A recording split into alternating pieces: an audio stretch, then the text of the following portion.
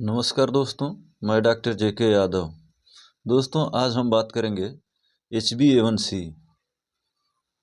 इसमें जो है 3 पॉइंट पर हम मुख्य रूप से बात करेंगे। पहला, HbA1c क्या है। दूसरा, HbA1c कैसे हमें 3 महीने की ब्लड शुगर का औसत रिपोर्ट बता देता है। और तीसरा जो है अहम पॉइंट है वो है कि HbA1c जांच कराना क्यों ज़रूरी है। आखिर मार्केट में तमाम तरह के जांच अवेलेबल हैं, जैसे पीपी हो गया, फास्टिंग हो गया या रेंडम हो गया। इससे भी हमको पता चल जाता है कि हाँ, हमारे शरीर में ब्लड की शुगर की मात्रा क्या है, शुगर है कि नहीं है। तो फिर हमको इसकी क्या ज़रूरत होती है जांच कराने की। तो चलिए, सबसे पहले हम जानते हैं कि HbA1c क्या होता है। हमारे ब्लड में RBC होती है और उस RBC में उपस्थित होता है हीमोग्लोबिन। यह हीमोग्लोबिन का कार्य जो है हमारे लंग्स से, फेफड़े से ऑक्सीजन को ब्लड के माध्यम से पूरे अंगों तक पहुंचाना, इसका काम होता है हीमोग्लोबिन का। जब आयरन या लोहा जब हवा के संपर्क में आता है तो इसमें जंग लग जाती है, रस्ट लग जाती है। ठीक उसी प्रकार हमारे ब्लड के अंदर जब शुगर से यह हीमोग्लोबिन संपर्क में आता है तो यह रिएक्ट करता है। इसको हम कहते हैं ग्लाइकोसाइलेशन। शुगर को हीमोग्लोबिन के साथ जब रिएक्ट होता है तो उसको हम कहते हैं ग्लाइकोसाइलेशन। और इस क्रिया में जो है एक नया हीमोग्लोबिन का निर्माण होता है। उसको कहते हैं, उस हीमोग्लोबिन को हम कहते हैं ग्लाइकेटेड हीमोग्लोबिन। दोस्तों, यह ग्लाइकेटेड हीमोग्लोबिन, ग्लाइकेटेड HB ही HbA1c है। इसी को हम HbA1c कहते हैं। अब दूसरा पॉइंट पर हम बात करेंगे कि यह कैसे जो है हमारे शरीर में शुगर की औसत 3 महीने की औसत मात्रा को बता देता है।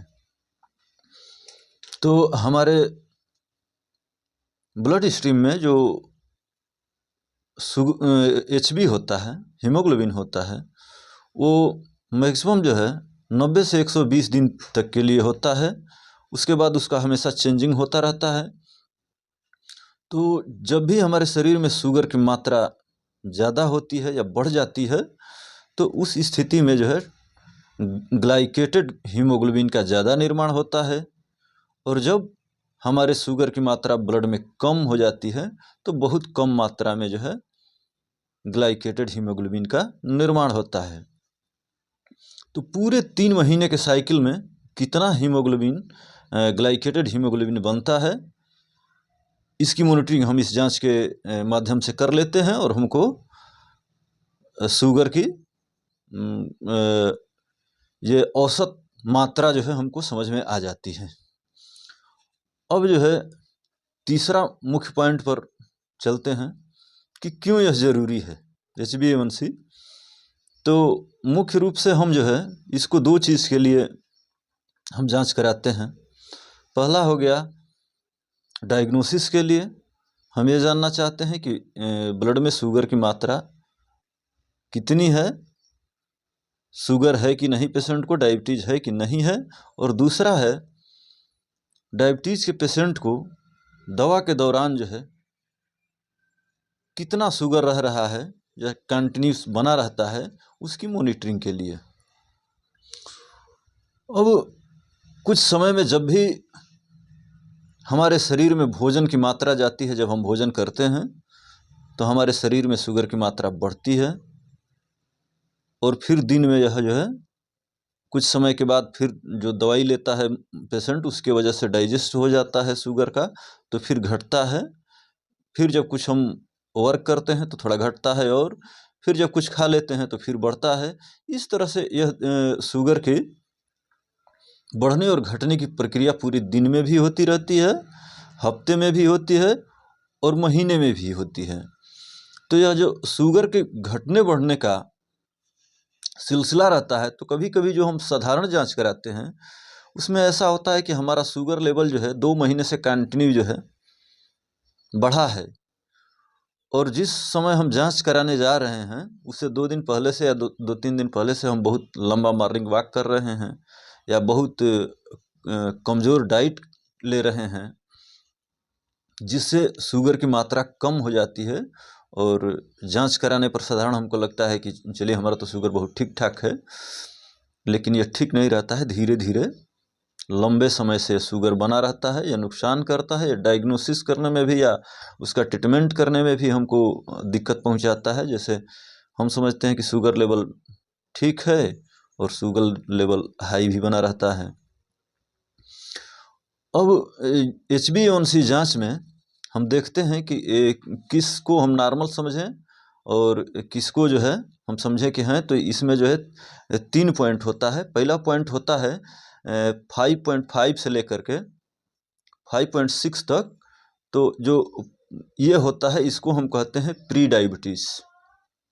इसमें जो है डायबिटीज़ का पेशेंट नहीं है, फिर भी यह चांसेज रहता है कि अगर आप अपने दिनचर्या पर ध्यान नहीं देते हैं तो आपको डायबिटीज़ हो सकता है। दूसरा होता है 6.7 से जब एबव हो जाता है तो हम यह कंफर्म मान के चलते हैं शुगर हो गया है आपको, और अगर जब 5.5 से नीचे रहता है या 5.5 तक सीमित रहता है यह HbA1c, तो हमको शुगर नहीं है पेशेंट को, यह डिक्लेयर करने में आसानी होती है। अब हम जानते हैं कि इसका क्या ड्रॉबैक है। तो HbA1c जांच का एक सबसे बड़ा कमी है कि कभी कभी ये 3 महीने के अंदर कई बार जो है हमारा लो शुगर होता है या हाइपोग्लाइसीमिया होती है, जिसको यह इंडिकेट नहीं करता है। हम इस जांच से इसको वेरीफाई नहीं कर पाते हैं, नहीं समझ पाते हैं, तो यह इसका जो है एक मोस्ट ड्रॉबैक है। अब इसके लिए एक आता है CGMS, जिसको कंटिन्यूअस ग्लूकोज मॉनिटरिंग सिस्टम कहते हैं। यह एक चिप नुमा होता है जो थाई और बाजू पर अप्लाई किया जाता है। यह हर 15 मिनट का शुगर जो है रिकॉर्ड करता रहता है। तो इसके माध्यम से हम जो है शुगर के हाईएस्ट लेवल को भी पहचानते हैं, और जो लो शुगर होता है जिसको हाइपोग्लाइसीमिया कहते हैं, हम इसको भी पहचान लेते हैं कि हाँ महीने में या दिन में कितनी बार हमारा शुगर लो रहता है। दोस्तों, हम बहुत ही आसान भाषा में मेडिकल संबंधी जानकारी आप तक पहुंचाने की कोशिश करता हूं। अगर यह जानकारी आपको अच्छी लगी हो तो कमेंट बॉक्स में ज़रूर लिखें, और साथ ही अगर इससे संबंधित कोई सुझाव हो, कोई मेरी कमियां हो तो आप बताएं। हम सदा आपके आभारी हैं। बहुत बहुत धन्यवाद, बहुत बहुत धन्यवाद। जय हिंद।